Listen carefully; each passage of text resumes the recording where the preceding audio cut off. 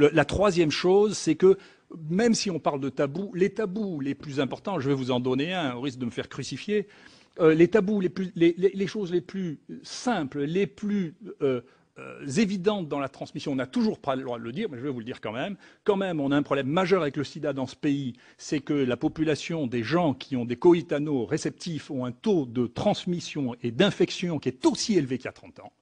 D'accord, et que la transmission de l'hépatite C sexuelle, ça n'est pas sexuel, c'est le coïtanat réceptif. On ne peut pas le dire, quelque chose, c'est un mode de transmission essentiel. La médecine et la science n'est pas politiquement correcte.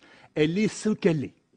Et ça, il faut que nous puissions dire simplement les choses parce que nous ne pouvons pas rentrer en résonance avec les médias qui nous interdisent, y compris dans les meilleurs journaux. Mais on peut dire, une différence entre la France et l'Angleterre, quand quelqu'un arrive en urgence en Angleterre parce qu'il a eu peur d'avoir attrapé le sida, on lui demande s'il a eu un coïtanal réceptif pour lui donner ou non une prophylaxie. S'il l'a eu, il a une prophylaxie. En France, tous les gosses qui ont d'un coup la trouille parce qu'ils sont envoyés en l'air le samedi soir ont droit à une prophylaxie qui n'est pas justifiée par la connaissance scientifique. Donc voilà un élément majeur de relation avec notre société. Vous voyez, les tabous qui restent, qui sont infranchissables. Voilà un autre tabou, l'épidémie du choléra, un tabou de l'OMS d'ailleurs. Hein. L'épidémie du choléra, on sait depuis relativement tôt, tous les gens à Haïti savaient que c'était les soldats népalais qui avaient apporté, qui venaient d'un pays épidémique dans lequel il y avait une épidémie de choléra, qui sont arrivés, qui avaient des sanitaires qui étaient dans un état épouvantable.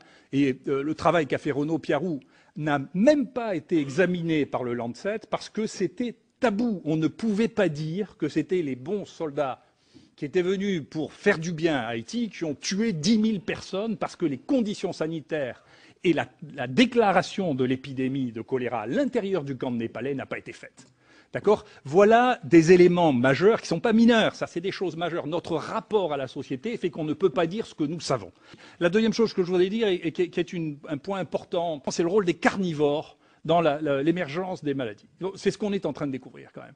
Je ne fais pas partie des écologistes qui sont contre le fait qu'on mange la viande, je ne veux pas que vous croyiez ça, mais en pratique, un nombre de maladies émergentes viennent du fait que l'on mange un des modes de transmission majeurs des nouveaux pathogènes, dont le SARS, dont très vraisemblablement le sida, dont un certain nombre de maladies a été lié en Afrique avec la nourriture de viande de brousse et partout avec. Et il y a d'ailleurs une zone à très haut risque à surveiller, c'est qu'il y a un coin dans le nord de la Thaïlande, le Laos et dans la Chine avoisinante, dans lequel les gens mangent tous les animaux crus. C'est une zone culturelle et dans laquelle cette zone est probablement une source à venir tout à fait extraordinaire de nouveaux pathogènes émergents. Ils mangent les poissons crus, mais ils mangent tout avec les viscères, etc. Il y a des maladies qui sont spécifiques à cette zone parce que c'est les seuls à manger tout cru. Voilà. Et donc ça, c'est probablement une zone à réfléchir et à surveiller pour les pathogènes émergents. Voilà les quelques domaines que je voulais dire. Je voulais dire attention sur le SARS. À force de vouloir vous expliquer les choses simplement, on finit par vous dire des choses qui sont approximatives. Quand même, dans le SARS, c'est quelque chose qui est resté très très mystérieux pendant longtemps. C'est la transmission à l'intérieur de cet hôtel à Hong Kong dans lequel les gens ont été transmis. Et globalement, ce qu'on pense, c'est que c'était pas du tout respiratoire, mais c'était par les mains et que c'est un des employés qui avait le SARS qui, en touchant les poignées de porte, a transmis à l'intérieur de l'hôtel et que donc l'essentiel de la transmission du SARS ne s'est pas faite comme ça. Quant à Roissy, je m'excuse. Quand on demande aux gens s'ils font bien, ils vous répondent toujours qu'ils font bien, mais il n'y a eu qu'un SARS en France, c'est un médecin. Il est passé à Roissy sans rien dire à personne. Et bien sûr, il n'a pas été arrêté. Et il est allé directement dans sa ville, à Lille, où il est mort dans une réanimation. Donc la gestion du SARS, ça a été ça en France. Et à Roissy, moi, la dernière fois que j'y suis allé, je m'excuse, mais il se passait quelque chose qui, théoriquement, ne devrait pas se passer. J'avais devant moi, j'allais à Montréal, j'avais devant moi un gosse qui avait 6 ans, qui avait une magnifique varicelle flamboyante. Et les Américains sont en train de se plaindre qu'on importe chez eux et de la rougeole et de la varicelle parce qu'on ne contrôle rien dans les avions qui partent d'Europe.